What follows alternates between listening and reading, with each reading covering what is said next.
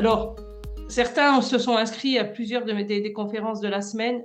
Je rappelle quand même qui est Reconversion Franchise et qui je suis. Donc, j'anime la plateforme Reconversion Franchise, tout un écosystème dédié à vous, mesdames, qui souhaitez une reconversion et pourquoi pas en franchise. Vous y trouverez des webconférences comme celle-ci, des livres blancs à télécharger.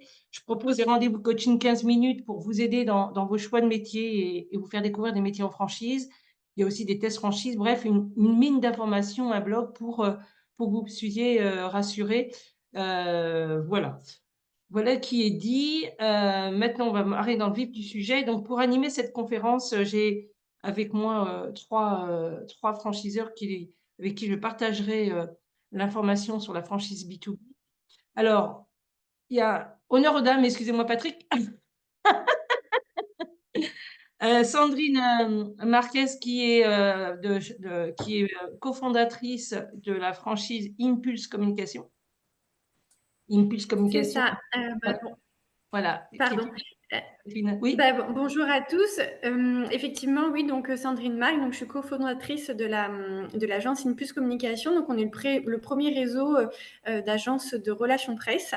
Et donc, aujourd'hui, on compte 5 agences, donc une sur Paris, une à Lorient, une à Lyon, à Rouen et à Rennes. Et voilà, du coup… On reviendra sur la présentation de notre ouais, société. tout à Merci en tout fait. cas, Sandrine. À côté, Evelyne Battu. Evelyne est responsable développement de l'agence du réseau Temporis, premier réseau d'intérim et de travail temporaire.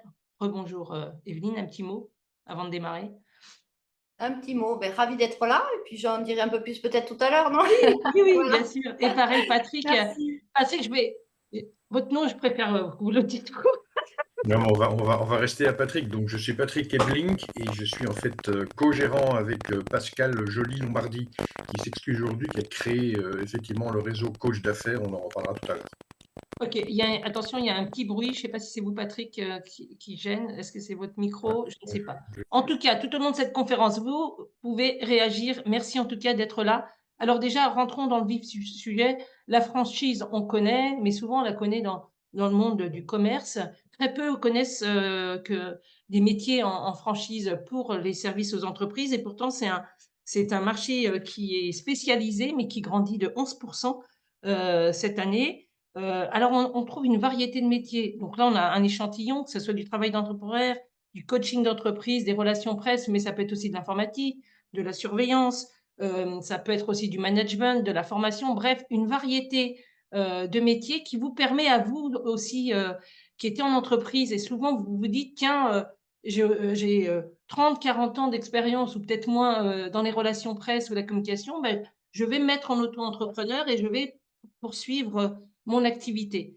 Ce qu'on propose en franchise, c'est en fin de compte d'utiliser vos compétences, d'exploiter vos compétences, de les mettre à profit pour pouvoir continuer ce métier, si vous l'aimiez en tout cas, au sein d'un réseau. La force d'une franchise pour ces métiers-là, qui sont souvent des métiers d'indépendants, en tout cas c'est ce que j'entends par des entrepreneurs qui se sont installés en indépendant et qui après changent de statut, ils deviennent franchisés, c'est de ne pas être isolé et de pouvoir utiliser les compétences et les outils d'un réseau pour aller plus vite.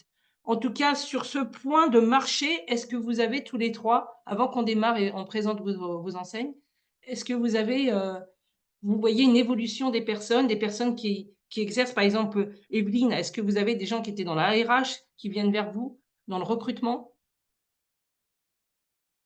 Ah, il faut allumer votre micro. Toutes les trois, et voilà. Après, Sandrine, ce sera la même chose. Oui, je disais, oui, effectivement, nous, dans notre secteur d'activité, alors, je dirais que c'est peut-être un peu particulier parce qu'il y a un réel transfert de savoir-faire chez Temporis. Donc, les trois quarts des franchisés ne sont pas issus du travail temporaire. Mais Bien c'est sûr. vrai qu'on a de plus en plus, hier encore, j'étais avec un candidat, effectivement, qui a eu toute sa carrière, finalement, dans le secteur de RH, hein. Donc, effectivement, on a tous les profils chez Temporis qui candidatent parce que, encore une fois, comme il y a 5 semaines de formation, 3 semaines de formation théorique et 2 semaines de formation pratique, on apprend un nouveau métier chez Temporis. Donc, quel que soit finalement son parcours professionnel, on peut tout à fait Et devenir. vous avez quand même, c'était ça ma question aujourd'hui, vous avez des personnes qui ont envie de continuer, vous en avez dans le réseau qui ont envie de continuer leur activité parce qu'ils aimaient bien leur métier, sauf qu'ils changent de statut, voilà, et ils entreprennent. Ah, alors effectivement, alors c'est un petit peu différent parce qu'on va dire que notre cœur de métier quand même, c'est le travail temporaire. Le recrutement en CDI fait partie, mais ça reste 10% grosso modo du chiffre d'affaires d'une agence, donc c'est relativement peu. Et le rôle du franchisé, de toute manière, ce sera de faire du commercial. Donc finalement, même si on a un DRH qui choisit de nous rejoindre, euh, son premier métier dans une agence temporaire, ce sera de la prospection commerciale. Donc, évidemment, il pourra prêter main forte à la référence de recrutement qui va s'occuper du sourcing et du recrutement de l'évaluation des candidats. Mais quoi qu'il en soit, son cœur de métier sera sur de la prospection. Donc, ce sera là vraiment la clé. Il faudra voir effectivement si on est prêt à faire évoluer quand même, j'allais dire, son domaine de compétences et son cœur de métier, finalement, du RH vers du commercial.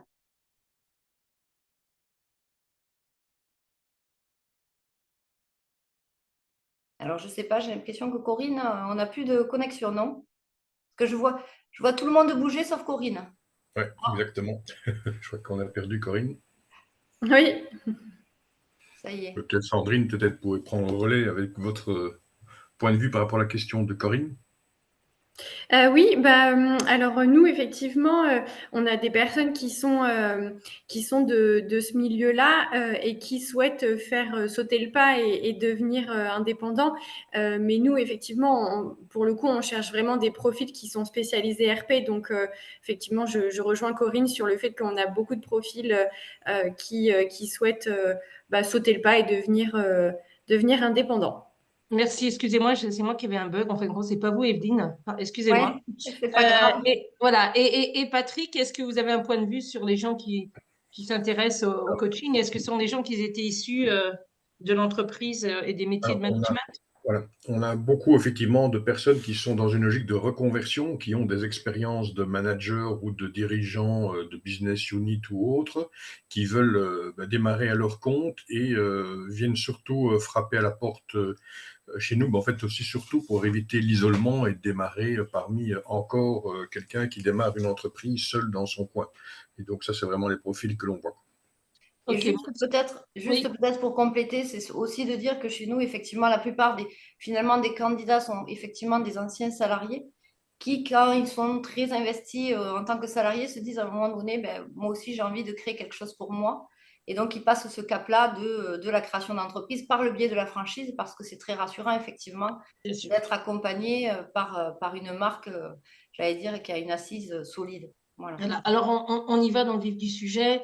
Donc, dans le déroulé, on va présenter sous forme d'interview les trois réseaux et puis après, on parlera d'accompagnement. On parlera comment on accède au réseau, quels sont pour vous les points importants avant de s'engager dans un réseau, combien ça coûte. Et puis, tout au long de la conférence, je le redis, n'hésitez pas à poser des questions.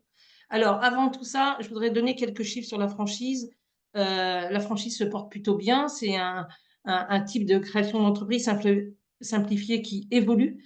C'est un moyen qui aide beaucoup les femmes à entreprendre puisque c'est un filet de sécurité.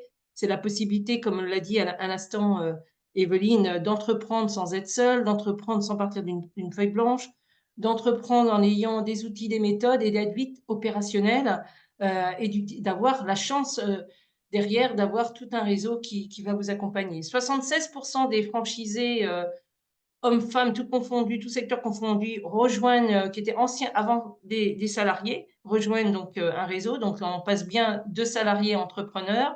Les femmes changent énormément d'activités quand elles rentrent en franchise. Voilà, moi j'ai focus, même s'il y a des messieurs aujourd'hui, focus sur les femmes. Le chiffre 39% vient de sortir de la dernière enquête, pardon, je vais y arriver. La dernière enquête de la franchise, 39% des femmes aujourd'hui sont franchisées.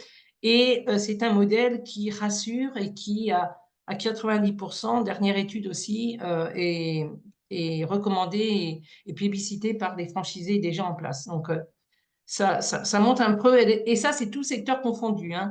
Donc, sachez qu'il y a 2000, aussi, un autre point, il y a 2000 réseaux à peu près. Donc, tous les métiers sont représentés. Et je vous invite vraiment à découvrir ces métiers en rentrant en contact direct avec les enseignes. Après, évidemment, avoir choisi le métier qui vous intéresse. Alors, on va démarrer par Temporis. Donc, Temporis, c'est le premier réseau d'intérim et de recrutement en franchise. Alors, on va parler d'abord du marché. Est-ce que le marché, c'est un marché dynamique? Est-ce qu'il y a toujours autant de besoins dans les entreprises, Evelyne? Et ce, quel que soit le secteur d'activité, une demande constante d'intérimaires ou ça baisse parce que les entreprises préfèrent embaucher? Alors, il y a plusieurs particularités. On va dire que le marché de l'intérim a toujours été en France un marché très dynamique, hein, parce qu'on est aussi entre, on va dire, 600 et 9, un peu plus de 900 000 équivalents temps plein pour les années les plus fortes. Aujourd'hui, on est sur du 755 000 équivalents temps plein sur l'année 2023. On sait que sur l'année 2024, on va être à peu près sur quelque chose d'assez étal, hein, avec une légère progression, puisqu'en fait, il faut savoir que la courbe de l'intérim est complètement symétrique avec la courbe du PIB. Donc, on annonce des progressions de 0,5 à 0,9% du PIB. Donc, ça veut dire que le marché va être légèrement en progression. La particularité chez Temporis, c'est qu'on est un réseau généraliste. Donc, on travaille tous les secteurs d'activité. Ce qui nous permet effectivement, et ce qui permet surtout à nos franchisés de pouvoir rebondir, hein, quand un secteur va mal, comme pendant la crise du Covid, c'était l'industrie qui se portait particulièrement mal, ben, les franchisés se sont retournés vers d'autres secteurs qui, au contraire, étaient très sollicités, notamment la logistique, la grande distribution, l'agroalimentaire. Donc, en final, oui, effectivement, il y a des secteurs qui vont se porter plus ou moins bien. On sait qu'en 2024, par exemple, la construction, le BTP, c'est très compliqué. Là, il y a une crise de l'immobilier qui fait que, effectivement, certainement que le secteur du BTP va particulièrement souffrir en 2024. Mais comme on est généraliste, ce n'est pas un problème en soi parce qu'on sait tout le temps rebondir. Et effectivement, ça, c'est la première préconisation, c'est d'être généraliste, de travailler avec tous les secteurs d'activité pour être davantage plus résilient, justement, quand il y a une période de crise sur un secteur qui va toucher plus particulièrement un secteur. Alors, vous avez une ADN très particulière sur ce marché, qui vient donc de l'origine même de Laurence Potier-Caudron, qui a toujours milité pour mettre en lumière l'intérimaire au même niveau que le client. Exactement. Alors ça, c'est vrai que Laurence Potier-Gourdon, qui a fondé le réseau il y a un peu plus de 24 ans aujourd'hui, l'a fondé justement parce qu'en fait, ce qui lui manquait à l'époque, c'était cette notion de considération du client intérimaire, qui était juste considéré finalement comme un moyen de satisfaire les attentes des entreprises. Et elle s'est dit, j'adore ce métier, comment je pourrais faire pour créer un réseau avec des valeurs? Et finalement, elle s'est dit, ce serait la solution, ce serait de créer un réseau en franchise. Donc, elle a pu créer son concept avec des valeurs et apporter aussi la réactivité, l'agilité de patrons indépendants par le biais aussi de la franchise. Donc aujourd'hui, on a un peu plus de 197 agences partout en France avec un peu plus de 105 franchisés aussi, puisque chez nous, on peut avoir plusieurs unités et mailler son territoire. Alors justement, je rebondis tout de suite là-dessus, mais après, on reviendra évidemment. Mailler son territoire et avoir plusieurs unités, ça veut dire, tout à l'heure, vous avez dit vous étiez généraliste, mais est-ce que ça veut dire que je peux créer un deuxième pôle parce que je me sens hyper compétente dans le bâtiment ou dans le commercial, la grande distribution, donc je vais me spécialiser. Est-ce que c'est ça ou je me trompe? Non, tout à fait, complètement. En fait, on va dire que le premier step, quand on crée sa première agence Temporis, c'est effectivement d'être généraliste, donc de travailler tous les secteurs d'activité. Et aujourd'hui, les franchisés qui performent au sein de notre réseau, en fait, finalement, en se développant, vont scinder leur activité par spécificité et par pôle. Ça peut être BTP, industrie. On a le cas, par exemple, de Fabrice à Reims, hein, qui est en train de scinder son activité et qui, au fur et à mesure de son développement, a recruté finalement des personnes dans son équipe qui sont spécialistes de chacun des secteurs d'activité. Donc ça, c'est clairement ce que l'on fait à terme, évidemment, quand on a, j'allais dire, une activité suffisamment importante pour le faire. Mais effectivement, ça fait partie de la stratégie aussi de Temporis, à la fois de mailler géographiquement sa zone par des unités supplémentaires, mais aussi par secteur d'activité quand on a un savoir-faire tout particulier. Alors, sauf erreur de ma part, en termes de secteur, il y a un secteur que vous essayez de booster, c'est la santé, ou je me trompe? Alors non, non, Corinne, ne vous trompez pas. Non, effectivement, ça c'est effectivement, on a ouvert cette année la première agence Temporis Santé. On a un pilote à Toulouse, mais on a déployé, voilà, pour la première fois à Nantes le concept santé. Effectivement, c'est un autre, j'allais dire, ben, j'allais dire le même principe, sauf que c'est j'allais dire une enseigne qui est dédiée au métier de la santé tout particulièrement, parce qu'effectivement, on s'est aperçu que sur cette typologie de secteur d'activité, on avait besoin d'avoir des candidats issus de ce métier parce qu'il y a eu, j'allais dire, une certaine sémantique aussi à connaître. Il y a une mentalité particulière dans le milieu de la santé. C'est important d'avoir des gens qui soient crédibles et qui connaissent bien ce secteur d'activité avant de se lancer dans du recrutement auprès j'allais dire, des cliniques, des centres hospitaliers, parce qu'effectivement, le côté très pointu de ce secteur demande une expertise toute particulière. Voilà. Alors aujourd'hui, moi, en tout cas, quand j'échange avec des femmes qui, comme vous, sont en quête de sens et en reconversion, la notion de responsabilité, d'éthique, d'engagement ressort énormément de vos bouches. Et du coup, moi, je cherche aussi à mettre en lumière des marques, des enseignes qui sont dans cette dynamique de RSE à différents niveaux, que ce soit au niveau environnemental, social ou sociétal. En tout cas, c'est le cas. Alors vous êtes, l'humain est au cœur de votre ADN, hein. Est-ce que vous pouvez parler, pardon, de ce que met en place l'enseigne, parce que vous avez des fortes valeurs, ça c'est important, et surtout un discours transparent. Juste un dernier point sur les enseignes, parce que c'est une Je vous en nouveauté. prie. Par rapport à santé, on a aussi aujourd'hui ouvert experts et cadres. C'est-à-dire que historiquement, la notion de expert et cadre était inclus dans les contrats, sauf qu'on s'est aperçu que finalement, aujourd'hui, on avait des profils différents sur cette typologie d'enseigne. Donc aujourd'hui, on aura la possibilité d'intégrer le réseau directement sur l'enseigne expert et cadre pour les grandes métropoles sur lesquelles il y aura un potentiel sur ce sujet-là et sur ces profils-là. Ok. Donc, pour continuer, par contre, sur la RSE, effectivement, on est dans un réseau où l'humain prime, hein. Notre métier, c'est uniquement de l'humain, du relationnel, que ce soit avec les clients entreprises et clients intérimaires. Et effectivement, la RSE, pour nous, c'est très important. On a notamment le label EcoVadis Silver qu'on a reçu en 2023, qui met en exergue, j'allais dire, surtout, je vais dire, la force du réseau, notamment l'emploi des seniors. On est également très fort sur la sécurité, la prévention de la sécurité de nos clients intérimaires. Ça, c'est des axes importants qui nous ont permis d'apparaître finalement dans ce palmarès d'EcoVadis. Et aussi la notion d'équité, d'égalité des chances, avec forcément l'emploi des seniors notamment, mais aussi l'emploi des femmes et des personnes en situation de handicap. Donc voilà. Et au-delà de ça, nous, on a du coup, comme on aime bien s'engager aussi et avoir du sens dans tout ce que l'on fait au travers notamment de notre métier, mais pas que, on a signé une convention de mécénat avec France Parrainage, qui est une association qui œuvre en faveur en fait des enfants qui seraient privés, qui seraient dans des situations de vulnérabilité économique, affective. Et cette association en fait œuvre partout en France pour accompagner, grâce à du parrainage de proximité, des enfants, des jeunes adolescents, des jeunes adultes. Et pour nous, ça avait du sens parce que d'une part, il faut savoir que 60% en fait, des enfants accompagnés par le biais du parrainage de proximité trouvent un emploi à terme, contre seulement 20% des enfants qui ne sont pas accompagnés par du parrainage de proximité. Donc c'est un peu la boucle bouquet. On s'est dit que finalement, d'accompagner des enfants, les accompagner, faire en sorte qu'ils grandissent bien, qu'ils soient heureux dans leur vie, finalement, ce sera aussi au final des adultes heureux bien dans leur vie et aussi dans leur vie professionnelle à terme. Bon, en tout cas, vous avez fait un spectre large de ce qui est Temporis. Donc, on est bien sur un réseau intérimaire, multiservice avec des focus si on veut spécialiser, une possibilité de se développer. On reviendra sur l'enseigne, en tout cas, dans la deuxième partie pour parler de formation, pour parler d'accompagnement, pour parler de la team première, moi, la Temporis première, qui est un peu une spécificité chez vous. Merci en tout cas. N'hésitez pas si vous avez des questions. On y va, hein, on n'hésite surtout pas. Après, le deuxième réseau, c'est coach d'affaires. Donc, le réseau de coach d'affaires, Patrick, c'est un réseau, vous l'avez mis, un coaching de performance. L'objectif, c'est d'accompagner, un peu en externaliser les dirigeants et les responsables de TPE, PME. Je vais y arriver.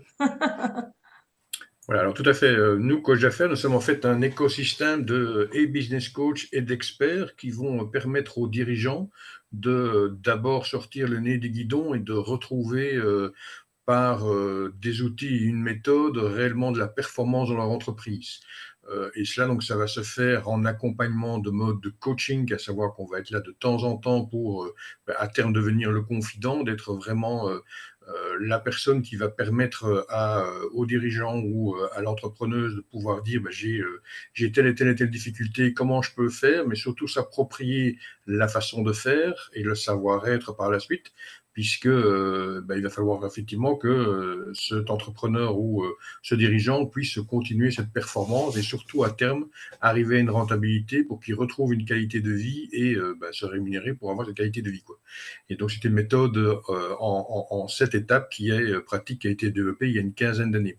Alors on a un écosystème parce qu'on a aussi des experts, parce que vraiment si on va arriver sur une problématique, par exemple, de comment je dois mettre en place ma stratégie digitale, on a effectivement des experts qui ont eux-mêmes été accompagnés par nous, qui ont leur propre structure et qui permettent effectivement d'être recommandés, puisqu'on les connaît bien, puisqu'on les a accompagnés, on les a vus booster le résultat. En fin de compte, donc vous avez les personnes qui vous rejoignent sont des personnes dont leur métier de base, ça peut être DRH, ça peut être directeur financier ou autre, qui vont répondre à une problématique client, mais en plus, si j'ai bien compris, dans un système collégial, si vous avez une entreprise cliente d'un d'entre eux qui a un problème de trace digital, comme vous l'avez dit, vous faites appel à un autre expert du réseau, c'est ça? Voilà, J'ai bien compris ou j'ai mal compris? exactement. Donc, en fait, on a une partie dans notre groupe de business coach qui, eux, sont des généralistes qui ont l'expérience d'entreprise, ont été des entrepreneurs, ils ont vécu des expériences, que ce soit en mode salarié ou en mode propre entreprise.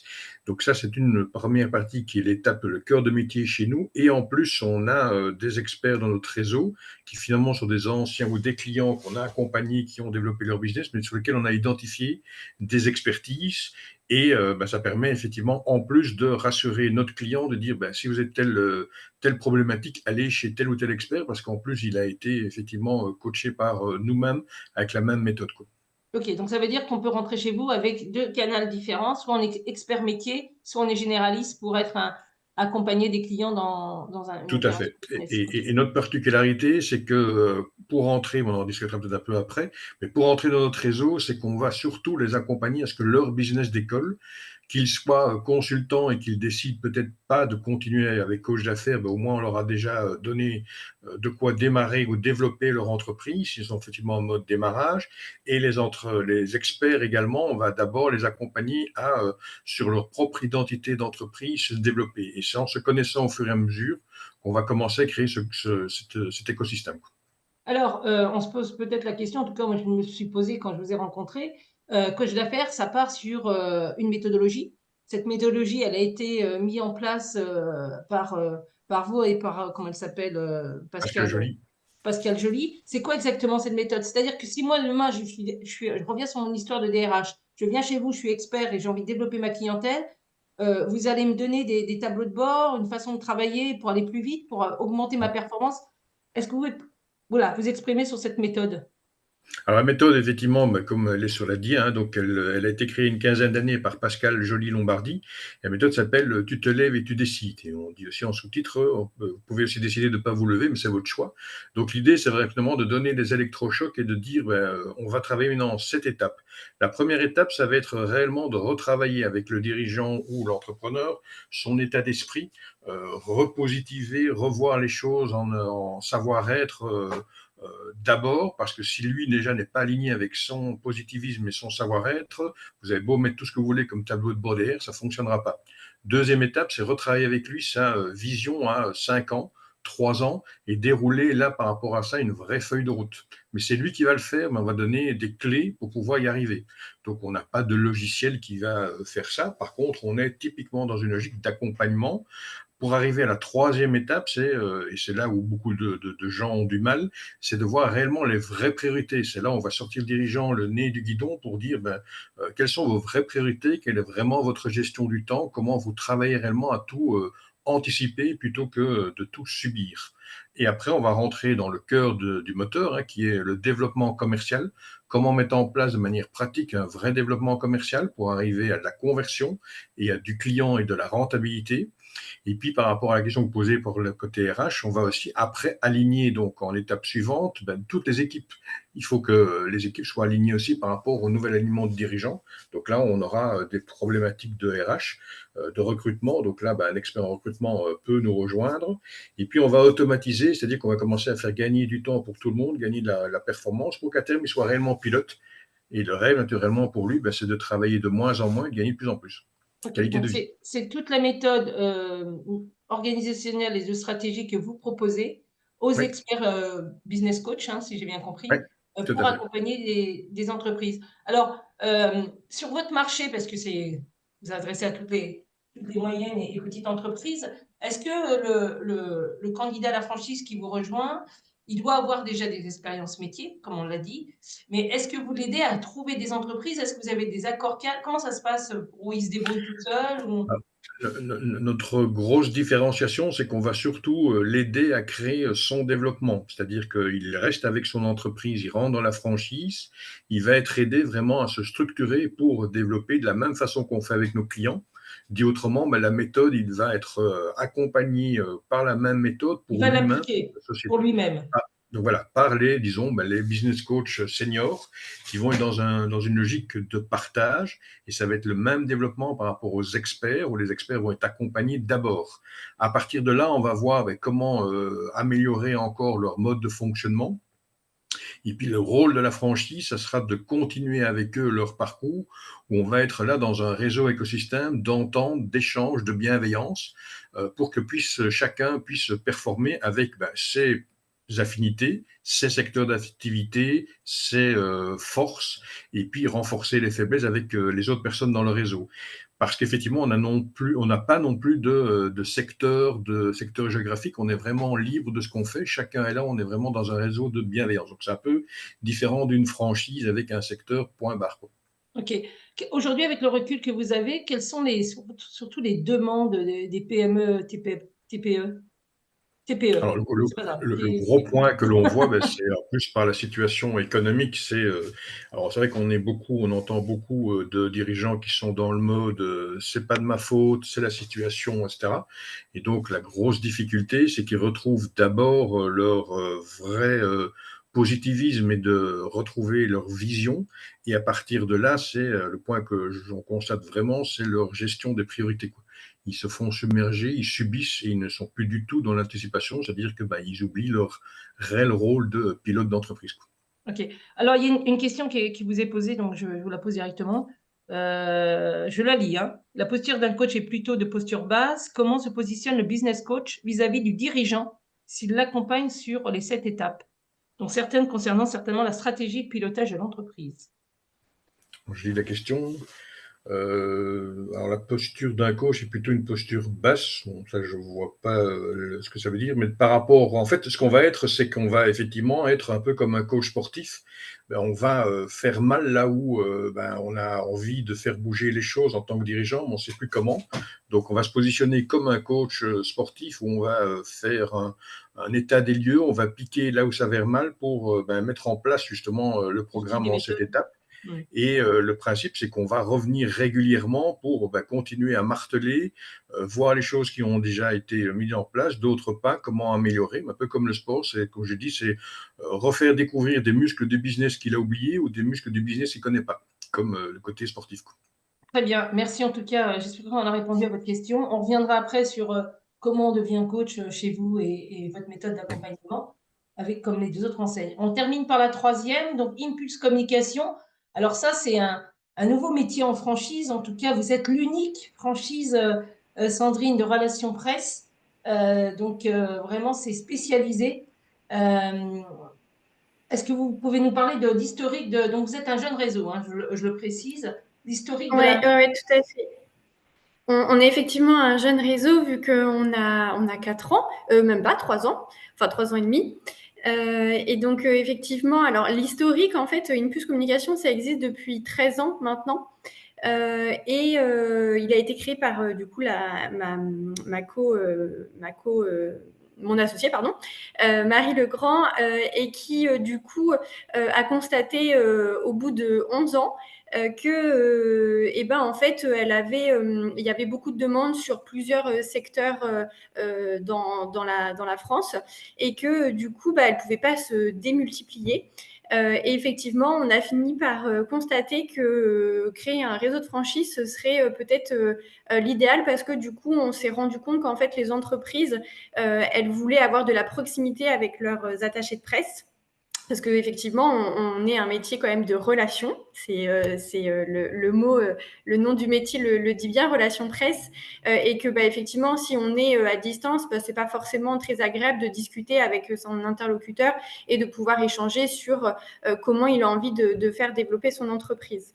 Donc voilà, du coup, on s'est posé des questions et le résultat a été que on en a conclu que de créer un réseau d'agences serait l'idéal. Et donc voilà, on a créé en 2020 l'agence Impulse Communication, donc le premier réseau d'agences. Dans le paysage de la communication, est-ce que les relations presse, donc je rappelle, hein, c'est d'être en contact avec des journalistes pour essayer d'avoir pour ses clients des parutions. C'est ça. Voilà, est-ce que avec le digital et tous les différents canaux, est-ce que les relations presse sont toujours d'actualité, que ce soit en local, en régional ou au national? Oui, oui, bien sûr, c'est toujours d'actualité. Alors, bien sûr il faut savoir s'adapter avec le digital, bien sûr. Mais après, le Graal pour une entreprise, quand on est attaché de presse, c'est de mettre son client dans les médias, donc à la télé. Donc, tout le monde regarde la télé, tout le monde regarde le 20h, tout le monde regarde le Capital, etc.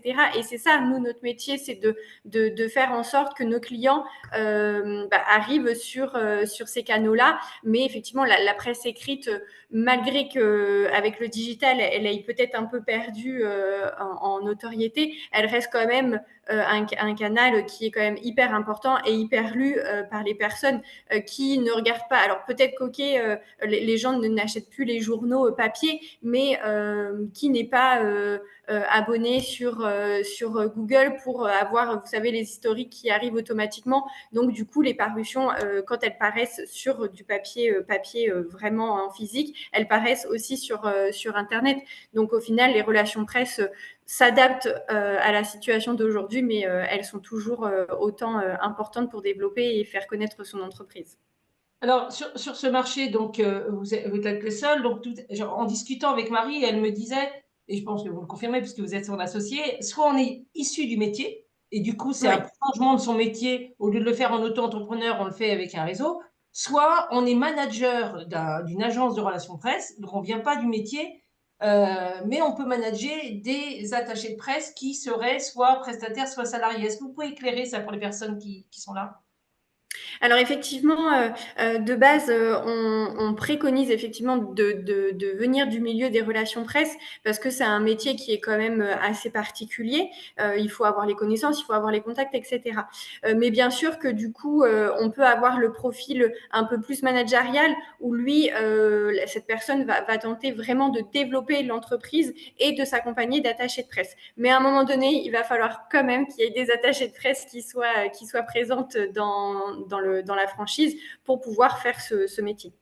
Ok, alors ça veut dire que si moi, mais c'est parce que je ne sais pas qui sont les personnes qui sont aujourd'hui avec nous, si je suis en reconversion, je suis intéressée par la com parce que j'ai beaucoup de femmes qui ont fait de la communication, en ligne en tout cas, et que j'ai envie de poursuivre sur ce créneau, cette niche qui est les relations presse, est-ce que je dois, à côté de me former aux relations presse, est-ce que j'embauche, comme je l'ai dit, ou je prends des prestataires pour accompagner mes premiers clients? Oui, oui, l'idéal, alors tout dépend. Il y a maintenant, dans les études de communication, on voit toujours un pôle relations presse. Donc, du coup, faut vraiment voir la personne, comment elle est à l'aise avec ce métier-là. Si, bien sûr, quand on parle de communiqué de presse et qu'elle nous dit, ah non, non, moi, je ne sais pas du tout c'est quoi un communiqué de presse, bon, bah oui, on va fortement inviter cette personne à se faire accompagner soit de freelance ou soit d'embaucher rapidement pour effectivement être en contact avec les clients. Oui, tout à fait.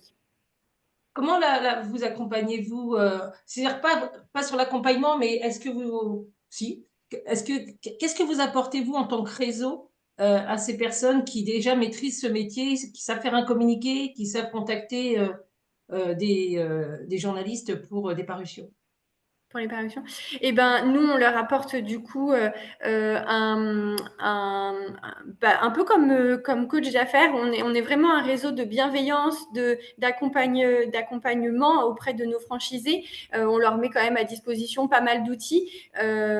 Tout attaché de presse connaît les logiciels pour envoyer les communiqués de presse. Ce sont des logiciels qui coûtent extrêmement cher. Donc, du coup, en fait, c'est aussi une mutualisation des frais. Parce que quand on crée son entreprise, mais qu'on est tout seul, on se rend peut-être pas compte au début, mais il y a tout ce qui va être site internet, les logiciels qu'on utilise. Donc là, effectivement, nous, on utilise des logiciels qui sont propres aux relations presse. Donc tout ça, ça a des coûts. Et du coup, on permet à ces futurs indépendants de se dire, ok, je vais créer mon entreprise, je me mets quand même dans un réseau de franchise parce qu'au moins, ils vont pouvoir m'accompagner pour le développement et je ne serai pas seule non plus au quotidien pour pouvoir échanger. C'est vraiment ce qu'on met en avant chez Impulse Communication, c'est l'échange, l'entraide et puis bien sûr la bienveillance comme coach d'affaires. C'est vraiment pour moi les choses qui sont très importantes dans notre réseau, quoi. Alors, moi, je connais un peu les relations presse, je les ai pratiquées il y a un petit moment. C'est vrai qu'il y a le logiciel et puis il y a aussi mettre à jour ces fichiers de contacts médias qui ne sont pas évidents, qui sont générateurs de beaucoup de temps. Donc, c'est vrai que rentrer dans un réseau de médias qui touche les relations presse, c'est quand même, ça facilite la vie. Alors, justement, on va en parler. Alors, pour devenir franchisé, au-delà, une fois qu'on est recruté, on va démarrer. Donc, il faut savoir qu'un réseau de franchise, et là on a un échantillon de réseaux de tailles différentes, la tête des réseaux apporte énormément d'informations pour accompagner le franchisé dans son développement.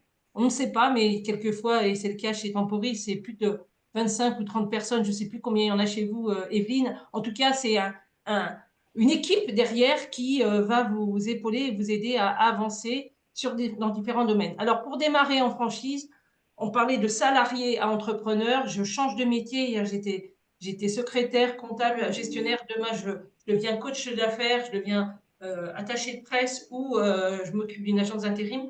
Comment on change de métier sans aller trop loin dans le détail? Patrick, qu'est-ce que vous apportez en formation? Vous l'avez dit un peu, mais comment ça se passe la formation chez vous?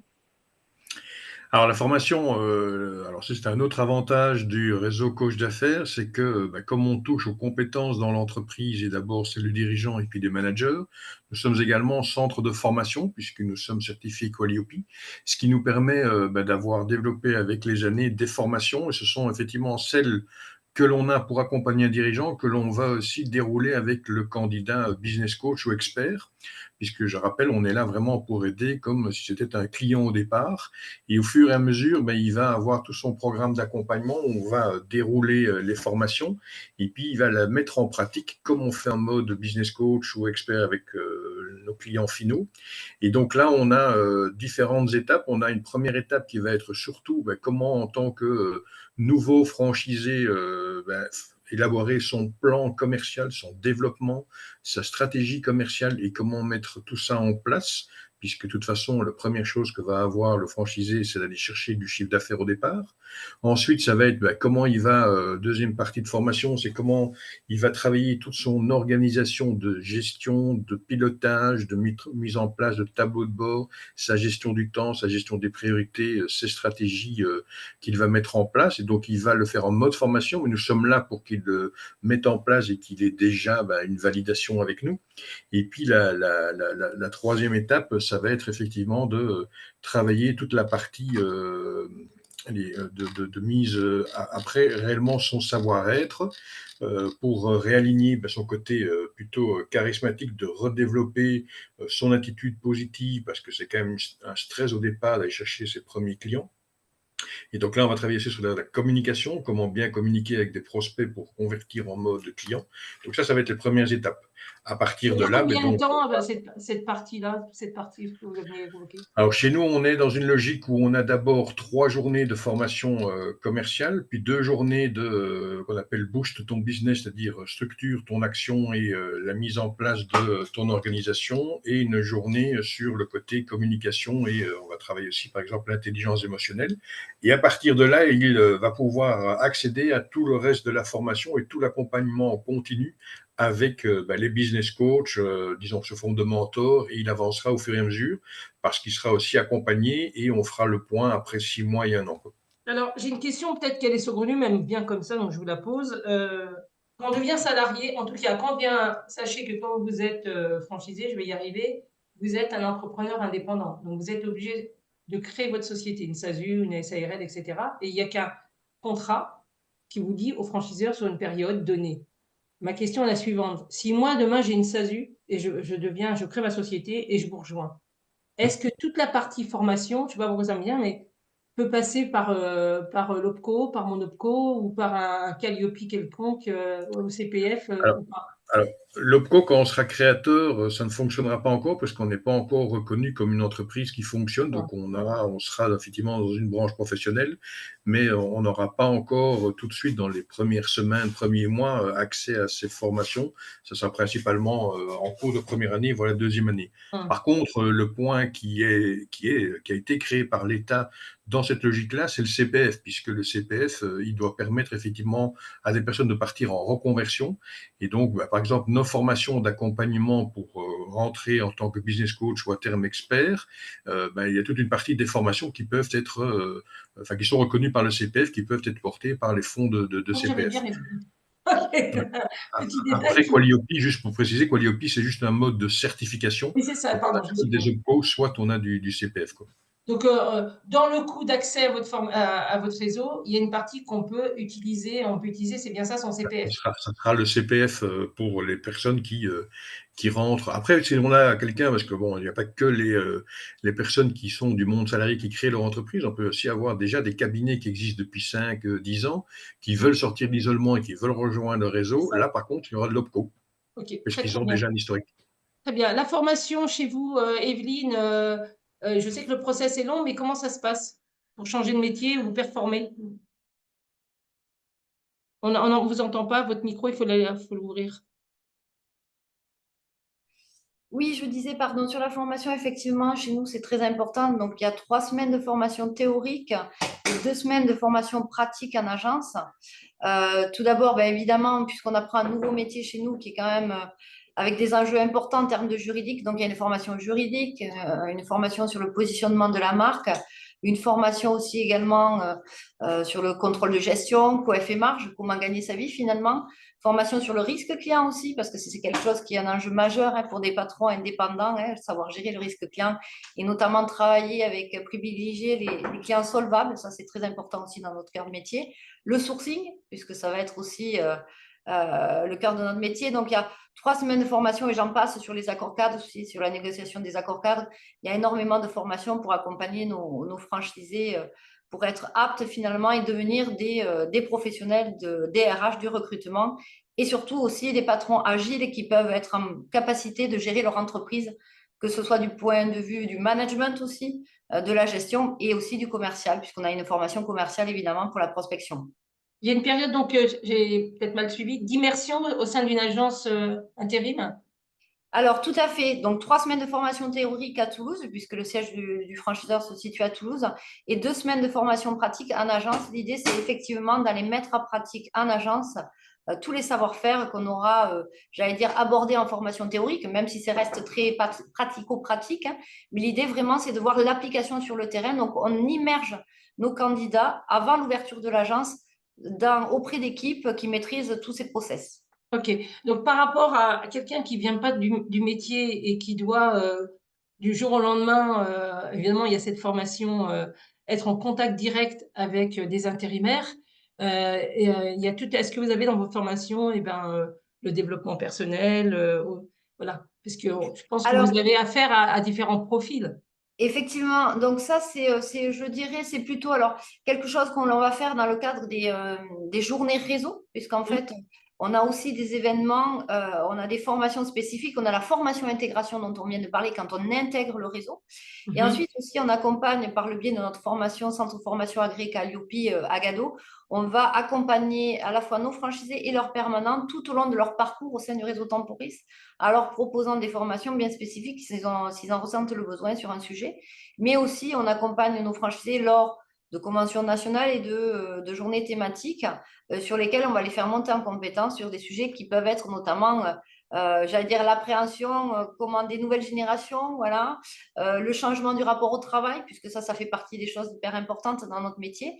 Et souvent, on fait intervenir lors des conventions ou des journées réseau, puisqu'on va avoir une journée par an pour chaque typologie de poste, une journée dédiée aux consultants, une journée dédiée aux référents de recrutement qui s'occupent du sourcing des candidats, du recrutement, une journée dédiée aux référents de gestion, voilà, pour tous les profils de poste. Et donc, il y aura toujours une partie de formation montée en compétence sur un sujet d'actualité, et puis une partie, on va dire, un peu plus ludique, création, cohésion entre les équipes, création de liens, parce qu'on se dit souvent que quand on intègre le réseau Temporis, on appartient à une famille, et effectivement, ces journées contribuent aussi à créer un sentiment fort d'appartenance au sein du réseau Temporis. Quand on rentre franchisé chez vous, on est seul ou obligatoirement on doit tout de suite engager des salariés pour nous accompagner? Alors, dans notre modèle économique, on a 3 personnes. Donc, le franchisé, comme je le disais, qui va s'occuper de la prospection de terrain, qui est entreprise, une référente de recrutement qui s'occupera de la partie sourcing et recrutement des candidats intérimaires, et un ou une référente de gestion qui va gérer la partie paye et comptabilité agence. D'accord. Et je crois même que vous avez des couples chez vous. Il y a beaucoup de couples. Exactement. Alors souvent, c'est même souvent on a souvent des couples parce qu'effectivement, il arrive très souvent qu'on a des personnes qui sont très complémentaires au niveau des profils. Donc on a souvent quelqu'un qui a plutôt une formation commerciale et quelqu'un qui va avoir une formation plutôt gestionnaire. Donc c'est parfait en fait pour notre modèle, hein, puisqu'effectivement on a toujours besoin de ces compétences chez Temporis. Donc effectivement, on a beaucoup de couples, alors parfois qui décident de créer, je dirais d'emblée leur projet ensemble, et parfois on a eu aussi pas mal de cas où on a un des deux finalement qui a intégré le réseau en tant que franchisé, et la réussite, son succès, j'allais dire son épanouissement au sein du réseau Temporis a finalement attiré aussi son conjoint. Donc, voilà. Donc Ouais. souvent on a eu aussi des maris ou des femmes qui sont venus rejoindre leur compagnon ou leur compagne pour intégrer la franchise. Merci Evelyne pour cette information. N'hésitez pas à poser des questions. Alors sur la partie, et après on parlera de l'accompagnement qui est assez important chez vous. En ce qui concerne Impulse Communication, la formation, elle dure combien de temps, Sandrine?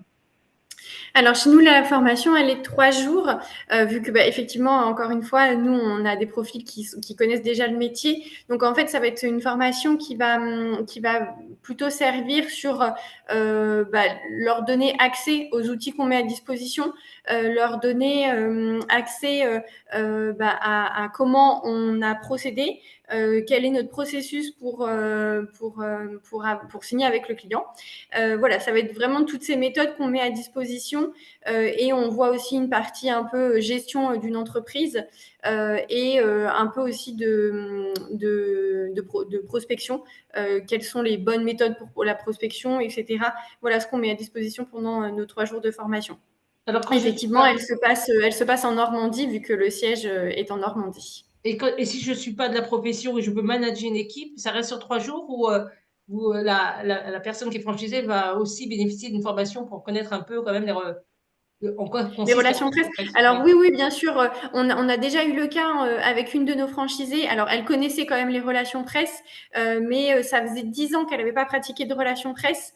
Donc du coup, en fait, elle est venue en amont de la formation. Elle est venue 2 jours en immersion sur l'agence de Paris pour revoir les bases des relations presse, en fait. Ok.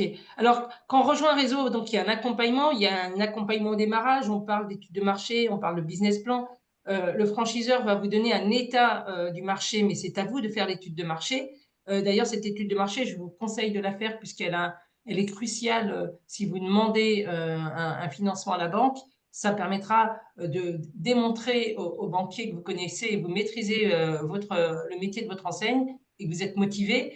Et donc, je pense que dans vos métiers, alors je vois plus Evelyne, mais je pense que dans vos métiers, que ce soit Pascal, que ce soit, excusez-moi, Patrick ou Sandrine, on n'a pas besoin de local obligatoirement. Patrick, je vous laisse parler au démarrage. Comment vous accompagnez le porteur de projet? Alors, on va d'abord clairement lui dire que une franchise, ça a un coût. Il va falloir surtout considérer ça comme un investissement et pas comme un coût, parce que c'est à partir de là que l'état d'esprit va déjà changer. C'est-à-dire qu'il a investi pour les 2-3 ans pour son propre succès par la suite. Après, comme j'ai dit, il y a le côté formation, mais il y aura aussi le côté où il sera accompagné après dans le démarrage, mais aussi en continu, puisque là, on revient à l'aspect de la force d'un réseau où chacun s'entraide et les plus expérimentés vont aider les moins expérimentés.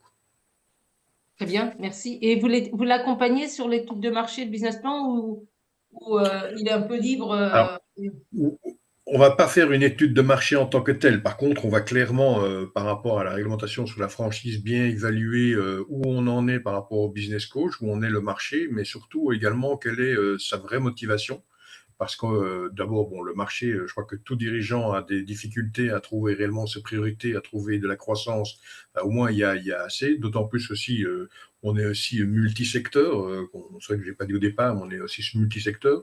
Donc, je veux dire, enfin, moi, je le vois avec mon expérience. Tout type de secteur, les dirigeants, les entrepreneuses ont vraiment des problèmes de réaligner réellement. Donc, en marché, il y a. La difficulté qui va être, c'est de convaincre le dirigeant ou l'entrepreneur de dire il va falloir vous remettre en question et il y a moyen de changer votre mode de fonctionnement. Donc, l'étude de marché, pour moi, c'est une perte de temps au départ. C'est vrai que c'est très théorique, mais par contre, on va réellement regarder plutôt un aspect de business plan, c'est-à-dire qu'est-ce qu'on a besoin d'investir, qu'est-ce qu'on a besoin d'investir aussi bien en argent qu'en temps, et quand vont arriver les premiers clients, et puis après, comment continuer à développer son chiffre d'affaires pour arriver à une rentabilité dans les 2-3 ans. Mhm. Sandrine, je pense que Evelyne va re-rentrer parce qu'elle a eu des difficultés à mon avis. Sandrine, pour vous aussi, comment vous accompagnez la personne à créer, voilà, est-ce qu'il y a besoin d'une étude de marché, d'un business plan de votre côté? Alors, une étude de marché, on va dire pas vraiment aussi. En fait, nous, on fonctionne par secteur, enfin en région, par département. Et donc, effectivement, on va regarder si ce sont des départements qui sont porteurs, s'il y a des entreprises, s'il y a des pépinières d'entreprises, etc. Bien évidemment que si on a une personne qui vient du fin fond de la campagne et qu'elle nous dit, moi, je veux ouvrir une enseigne dans telle ville, mais qu'il y a zéro entreprise autour, et ben on va fortement lui dire que c'est pas conseillé. Voilà, c'est dans ce sens qu'on fait quand même, on fait pas une étude de marché à proprement dit, mais on fait quand même une veille sur les potentielles entreprises qu'il y a dans la région. Merci. En tout cas, Evelyne, on était sur sur le démarrage et l'accompagnement. Donc, dans votre cas, là, je pense que l'étude de marché de business plan et voilà, le coût est plus important chez Temporis que chez Coach d'affaires ou Impulse. Vous accompagnez le franchisé au départ dans son business plan, dans son étude de marché, ou vous lui donnez quelques clés et il se débrouille. Alors non, oui, là pour nous, c'est quand même très, très, très important puisque effectivement, quand on va remettre un DIP, on va l'envoyer en version dématérialisée et on se revoit à Toulouse. L'idée, c'est qu'il y a plusieurs rendez-vous. Il y a un premier rendez-vous avec le service RH pour l'accompagnement du recrutement de l'équipe, pour l'ouverture justement. Un rendez-vous aussi avec le service logistique pour le rétro-planning ouverture, hein, puisqu'on dit qu'il faut à peu près 5 mois entre la validation locale et l'ouverture effective de l'agence. Donc, on accompagne aussi sur ce point-là, évidemment sur les plans, sur les autorisations pour les enseignes, etc. Il y a également aussi un rendez-vous effectivement avec Laure ou Laurent qui sont responsables du pôle finance pour les business plans. Donc, on donne des trames de budget. Le candidat va les compléter, on va échanger ensemble, etc. pour avoir un business plan qui soit à la fois sexy, mais aussi réaliste vis-à-vis des banquiers, parce que l'idée, c'est vraiment de projeter des choses réalistes et dans lequel le franchisé va pouvoir effectivement s'inscrire et des objectifs qui ne soient pas trop ambitieux, mais qui soient aussi ambitieux aussi, mais j'allais dire un juste équilibre entre les deux. Voilà. On est vraiment en garde-fou pour essayer d'accompagner au mieux nos franchisés pour ces business plans sur les 3 ans à venir. Dans votre cas, il faut obligatoirement avoir une agence qui est au pignon sur rue. Est-ce qu'obligatoirement elle est dans un centre-ville? Et est-ce que les surfaces sont importantes pour ouvrir une agence? Alors oui, tout à fait, parce qu'effectivement, une agence Temporis, elle est dédiée aux candidats à la franchise. Et comme notre concept est figital, mais basé, j'allais dire, prioritairement sur le fait de rencontrer nos candidats à la franchise, pardon, nos candidats qui recrutent, qui cherchent un emploi, pardon. Donc du coup, effectivement, on a des agences qui ont pignon sur rue avec des belles vitrines. Et l'idée, c'est d'être visible, de gagner en notoriété, plutôt dans des centres-villes, à proximité, je dirais, d'axes passants et notamment d'axes j'allais dire forcément, où il y a un potentiel de candidat intérimaire à proximité, sachant que le profil du candidat intérimaire, c'est à peu près à 65% un garçon qui a la trentaine.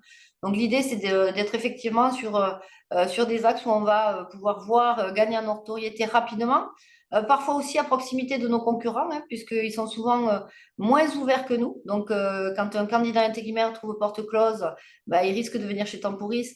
Et l'approche de Temporis très axée sur l'humain fera généralement qu'il va rester avec nous parce que ben voilà, il se sentira davantage considéré.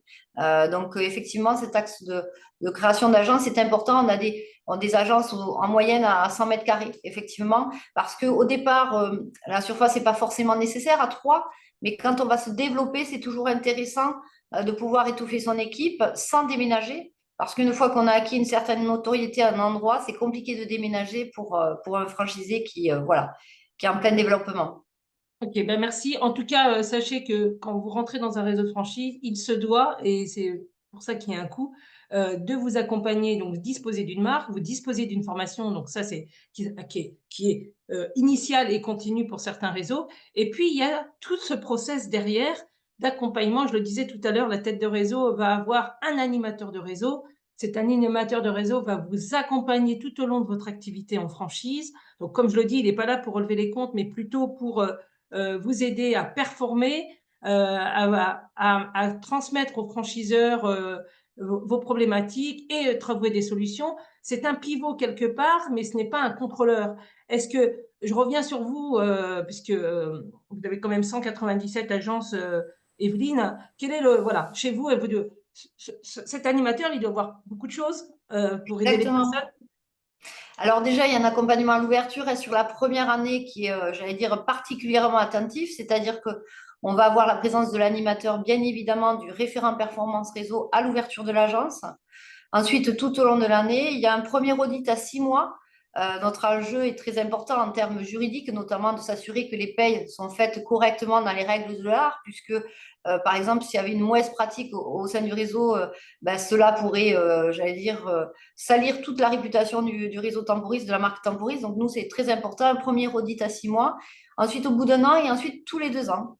Donc, et ensuite, effectivement, l'animateur qui va aller tous les ans et régulièrement, plusieurs fois par an, rendre visite à son franchisé pour l'épauler sur tous les aspects de gestion, soit de gestion, de management, de commercial, toutes les problématiques qu'il peut rencontrer au quotidien. Donc, c'est vraiment le référent sur le terrain qui va l'accompagner tout particulièrement.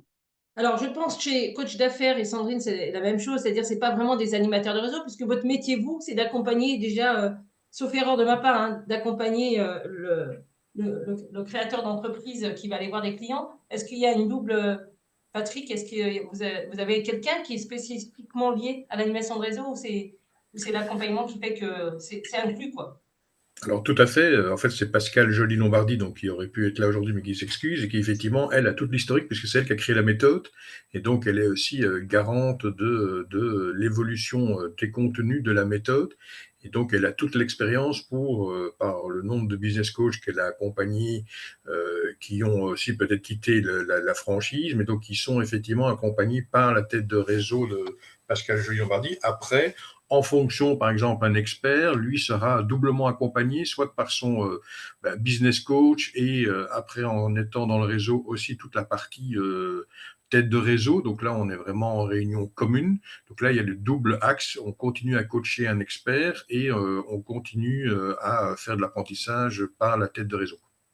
Très bien. Sandrine, pareil, est-ce que, en fin de compte, vous êtes une petite agence, vous démarrez, donc un petit réseau, pardon. Je pense que c'est la tête des réseaux. Il n'y a pas d'animateur vraiment de réseau, c'est la Oui, c'est oui, tout à fait. l'activité.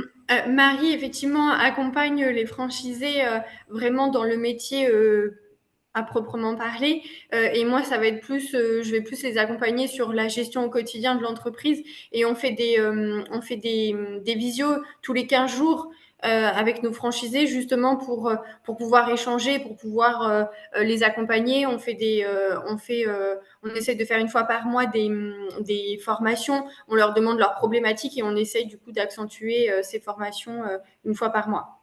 Alors, merci en tout cas, Sandrine. Donc, l'accompagnement du franchiseur, c'est pas que de la formation. Il y a l'ouverture au démarrage, il y a un animateur de réseau, puis en fonction des réseaux, il y a je dirais, un bouquet de services.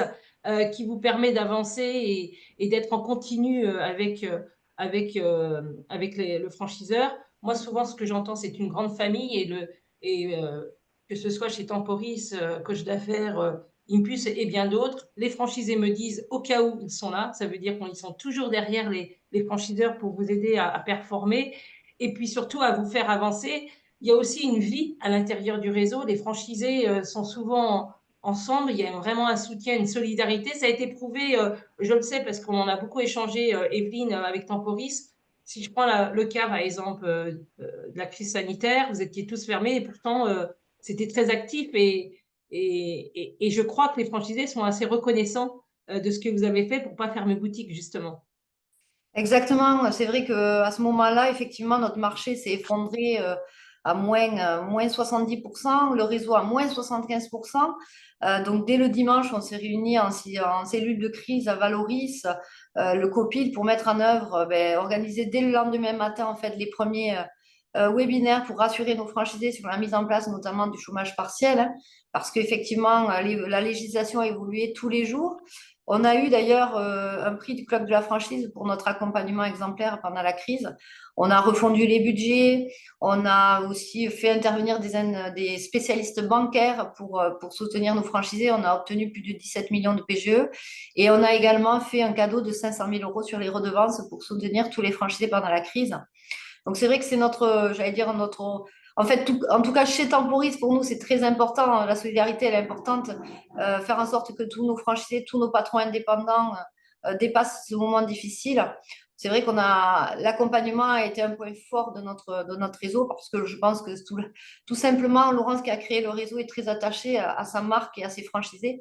Et effectivement, pour elle, elle mettait un point d'honneur à faire en sorte que tout le monde, j'allais dire, ressorte par le haut de cette situation qui était inédite.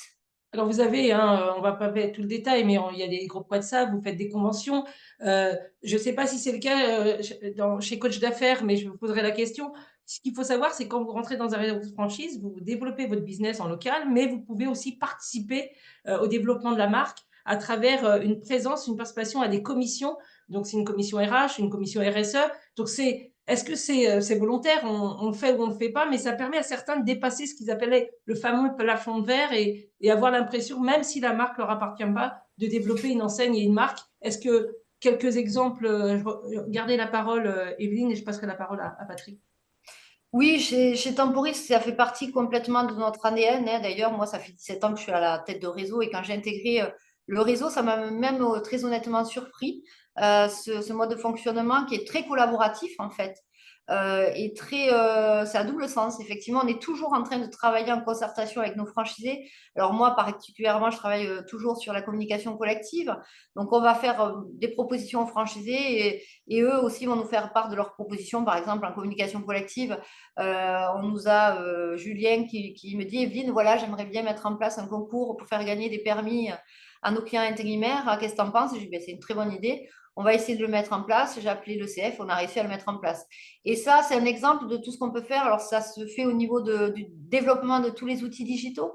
On va faire tester en fait nos franchisés les outils. Ils vont nous dire ben, telle fonctionnalité, ce serait bien de l'enlever ou il faudrait rajouter telle fonctionnalité. Donc, on est vraiment dans une co-construction permanente en fait de l'évolution du concept, de nos outils, parce que je pense que c'est ça qui nous permet véritablement de maintenir notre avance sur le marché, d'être toujours leader, parce qu'on est toujours très à l'écoute en fait du terrain et on va innover pour faire en sorte finalement de servir ce qu'on appelle l'expérience candidat, permanent, franchisé, client entreprise et client intérimaire. Donc, et c'est cette co-construction qui permet vraiment, encore une fois, d'être très pertinent sur le marché et sur les réponses qu'on peut apporter à nos clients finaux. C'est pareil chez vous, même si vous êtes un plus petit réseau, Patrick? Alors oui, tout à fait. Par exemple, mon historique, moi j'ai commencé comme franchisé et là maintenant je suis co-association avec d'autres business coachs à la tête du réseau. Donc oui, il y a cet aspect-là. Par contre, le fondamental dans notre réseau, c'est surtout un petit peu comme qu'on vient de le dire, c'est le côté animation en commun, puisqu'on a vraiment un programme bien défini de visioconférences collectives, tout le monde, expert, business coach, une fois par mois. On a des journées collectives vraiment de réflexion, de stratégie, de co-développement du réseau, des contenus, des retours d'expérience en présentiel par an. On a des journées aussi de cohésion. On va aussi s'entraider à recréer aussi son développement, la suite de son développement, ses plans d'action pour pour l'année suivante. On a aussi une activité annuelle où on récompense des clients et puis on a un vrai séminaire en immersion totale, souvent à l'étranger même pour vraiment se couper du monde et puis réfléchir vraiment de 3 à 6 jours en immersion, quoi. Donc c'est un Ok. investissement, mais c'est compris dans la franchise, quoi. Est-ce que vous avez autre chose à rajouter sur l'accompagnement ou vous, des questions à poser? Alors, tout ça, c'est bien beau. Donc, j'ai envie de rejoindre coach d'affaires Impulse ou Temporis. Quel est le coût d'accès à votre enseigne, Evelyne? Alors, l'investissement global pour Temporis, c'est 140 000 euros. L'apport personnel se situe entre 30 et 90 000 euros, puisqu'avec 90 000 euros, on peut avoir ce qu'on appelle la garantie financière, qui est une obligation légale pour exercer dans notre métier. Donc, on l'a d'office avec 90 000 euros d'apport avec notre partenaire Atradus. À 60 000, ça se fait tout à fait parce qu'il faut la négocier auprès des banques, mais ça se fait sans difficulté puisqu'on est largement connu maintenant, aujourd'hui, avec notre expérience sur la franchise. Et à 30 000 euros, ça c'est la nouveauté, on propose aujourd'hui un pacte d'associés pour les personnes qui auraient en fait les compétences, la motivation nécessaire pour intégrer notre réseau. On sort du capital, on s'associe en fait avec la personne pour sortir du capital au bout de 3 ans et lui permettre finalement au bout de 3 ans de devenir franchisé à 100%. Il n'y a pas de valorisation de l'entreprise, on reprend juste la partie sur les capitaux propres et la mise de départ. Donc ça permet tout simplement effectivement d'accompagner quelqu'un qui a vraiment les qualités et la motivation pour intégrer notre réseau. C'est très, très intéressant. Alors, ça ne ressemble pas à la location-gérance, mais c'est ça. Vous, au départ, vous êtes cofondateur ou co-associé, Exactement. et à un moment donné, vous considérez qu'il est bon sur les rails et il peut tout racheter vos parts, et du coup, il devient complètement indépendant. Exactement, c'est-à-dire qu'au départ, il sera quand même majoritaire, c'est lui qui a 51% des parts, nous on en a 49. Et effectivement, il y a le pacte d'associés construit pour amener à une sortie progressive finalement de la tête de réseau et faire en sorte que le franchisé devienne, j'allais dire, seul maître à bord au bout de 3 ans. Voilà. Ok. Merci. Sandrine, pour rejoindre vos réseaux, alors il y a pas de local au départ, donc ça coûte pas c'est moins élevé. Combien ça coûte chez vous? Oui, effectivement, nous, on n'a pas de local. On est sur des droits d'entrée qui sont à 8 000 euros. 8 000 euros, d'accord, ok. Qui comprend la Mm. formation et après, il y Pour a. la formation, les accès à tous les outils. Et puis après, l'accompagnement sur le premier mois pour le développement de l'agence. Ok. Et après, évidemment, ça comprend. Il y a d'autres coûts supplémentaires à rajouter ou je pense qu'il y a une Chez redevance. nous, oui. Ouais, on a des frais tous les mois.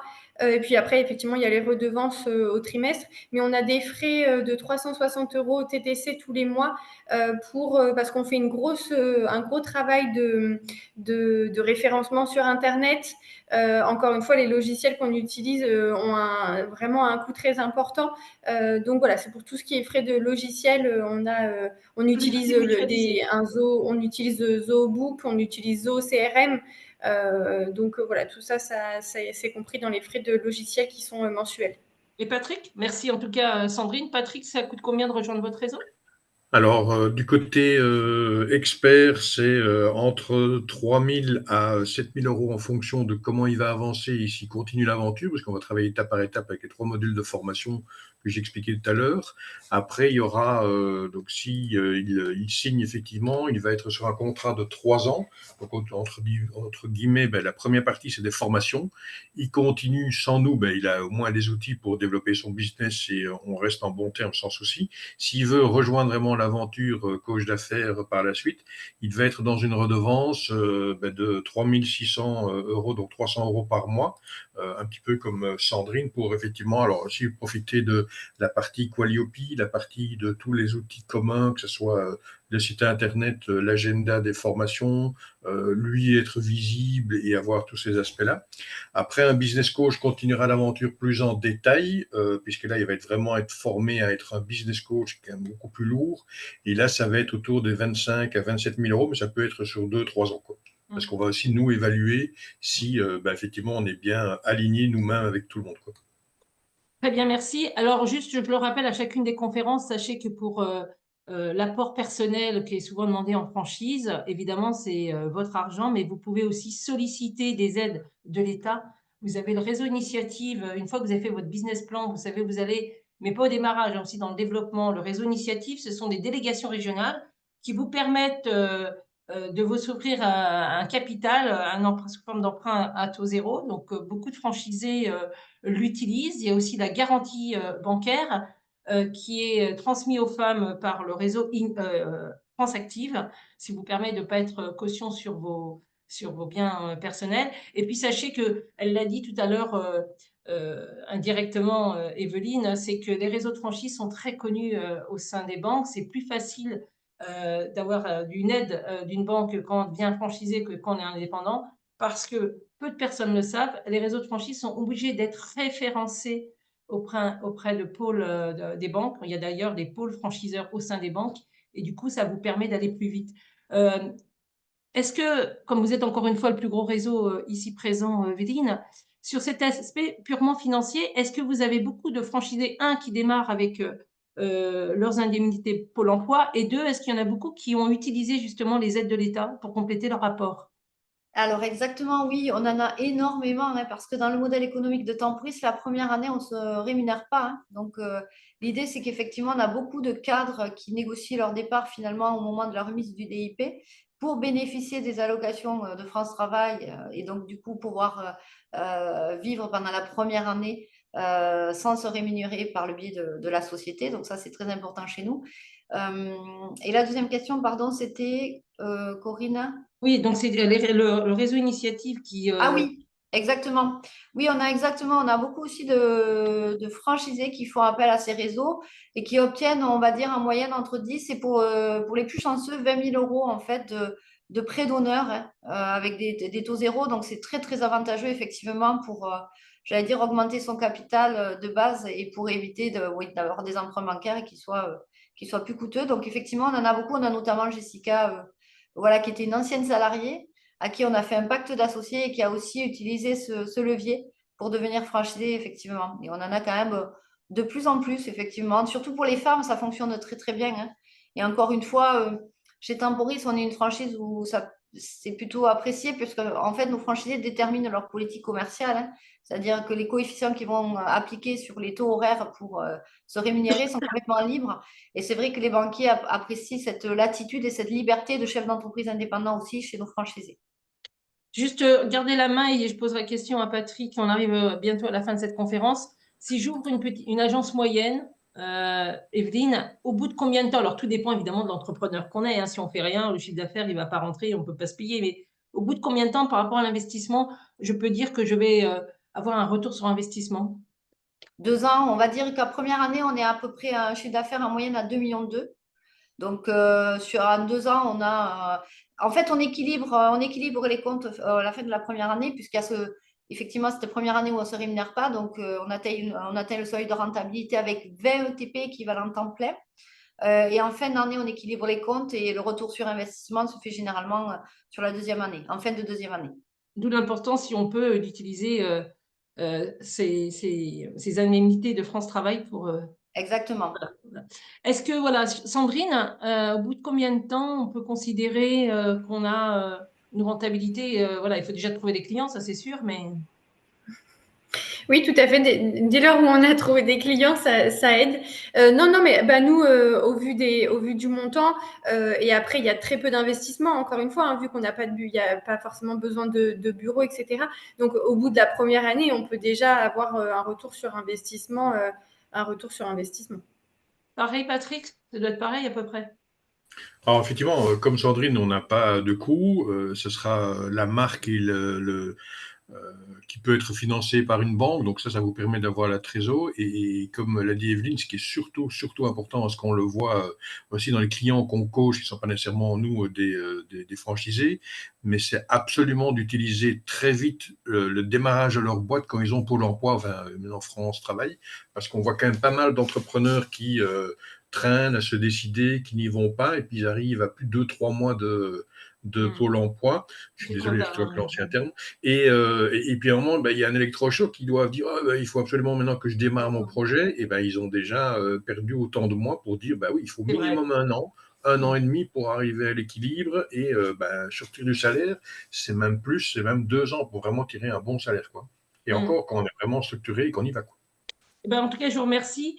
Si vous avez des questions, c'est maintenant, et vous, des conseils à transmettre aux personnes qui nous rejoignent. En tout cas, si vous choisissez, j'aime beaucoup ce slide, si vous choisissez d'accéder à un réseau de franchise, essayez de choisir un métier en phase avec vos valeurs, vos compétences, quelque chose qui vous inspire et vous fait vibrer, évidemment en lien avec vos ressources. Rencontrez des professionnels, rencontrez des réseaux et leurs concurrents pour être sûr que le réseau que vous avez choisi, il est quand même performant par rapport aux autres. Renseignez-vous auprès des franchisés, rencontrez des franchisés anciens qui sont là depuis un moment, des franchisés qui viennent de démarrer. Et d'ailleurs, je crois que c'est une politique chez Temporis pour ça. Faites une période d'immersion parce que quelquefois, on choisit un métier puis on se dit en fin de compte, c'est pas fait pour moi. C'est une fois qu'on est dedans qu'on réalise. Voilà. Est-ce que vous auriez d'autres conseils par rapport à ça, Evelyne, Sandrine, vous qui côtoyez des porteurs de projets, et Patrick? Je dirais peut-être, moi, effectivement, de choisir un métier qui plaît, quoi. Parce qu'effectivement, au-delà d'être bien accompagné par un franchiseur sérieux, c'est aussi le plaisir qu'on va prendre dans son métier au quotidien qui va aussi être la clé de la réussite. Donc, vraiment, avant tout, choisir un métier qui plaît. C'est pour ça que chez Temporis, effectivement, on a un parcours qui est assez long, de 6 à 9 mois, avec plusieurs jours d'immersion dans différentes agences pour vraiment s'imprégner du métier, voir si le métier du travail temporaire et du recrutement va plaire. Si on va s'épanouir dans ce métier, dans notre réseau aussi. Donc, il y a des rencontres avec d'autres franchisés, des équipes, des permanents pour voir l'état d'esprit du réseau, les valeurs du réseau et effectivement pouvoir se projeter finalement dans cette activité au sein de notre réseau. Donc, pour nous, c'est hyper important. C'est vraiment se dire finalement, est-ce que je me sens en phase avec ce concept? Les personnes aussi avec lesquelles je vais signer, c'est important parce que chez nous, on rencontre très rapidement, assez rapidement en tout cas, les candidats qui postulent chez nous parce qu'il faut aussi avoir une certaine confiance et on va signer un contrat de 7 ans. C'est pas rien, donc il faut aussi se sentir en confiance avec le franchiseur et les personnes qui vont le représenter. Juste une question, combien de temps, toute la période entre le moment où la personne souhaite rentrer chez vous et le moment où elle est vraiment franchisée, le parcours est assez long chez vous, je crois. 6 à 9 mois, voilà. Alors j'allais dire ça aussi en fait en fonction de la disponibilité du candidat pour la partie immersion notamment. Et puis après, ça va être, on va dire, la partie aussi négociation avec les banques, business plan qui peut être un peu plus longue, plus fastueuse en fonction des retours des banques. Il ne faut pas lâcher les banques pour avoir les financements complémentaires. C'est là où on va avoir un petit peu de temps, des délais de 2 à 3 mois, voire un peu plus. Ça dépend vraiment des banquiers, des périodes aussi de l'année sur lesquelles on va solliciter les banques. Donc voilà. Mais effectivement, il faut compter 6 à 9 mois après, à peu près entre le premier contact et puis l'ouverture de l'agence Temporis. Merci. Et Patrick, vous avez un conseil sur ce que je viens de dire, quelque chose à rajouter? Alors moi, j'insiste comme Evelyne sur ça reste quand même un choix d'un métier qu'on aime au départ. La franchise va aider à sortir de l'isolement et va aider à se structurer derrière, mais il faut d'abord que la personne croie en ce qu'elle va vouloir apporter de ses compétences dans que ça soit effectivement nos 3 métiers différents. Donc ça doit rester d'abord un premier métier et c'est pas qu'une franchise, quoi. Donc là, je reviens vraiment souligne le point tout à fait pertinent d'Evelyne. Merci. Sandrine? Eh ben, je rejoins pareil le point de Patrick et d'Evelyne parce qu'effectivement, c'est hyper important. On signe, alors nous, c'est pour 3 ans, mais on signe pour 3 ans avec nos franchisés. Donc, si dès le départ, ces franchisés ne sentent pas le métier, ne se retrouvent pas dans les valeurs de la franchise, etc., c'est potentiellement quelque chose qui sera, on va dire, voué à l'échec. On s'engage, c'est OK, on est franchisé, les personnes sont indépendantes, etc., mais vous faites quand même partie d'un réseau où on a des valeurs, on a des objectifs, etc. Donc voilà, il faut vraiment être en adéquation avec ça et puis avec le métier pour que tout se passe bien parce que voilà, ça reste un très très beau métier les relations presse, mais comme dans tout métier, il y a des choses qui sont un peu ingrats. Donc il faut quand même pouvoir assumer ces parties-là et puis voilà. Merci à Evelyne, Sandrine et Patrick d'avoir présenté vos réseaux. À bientôt et voilà.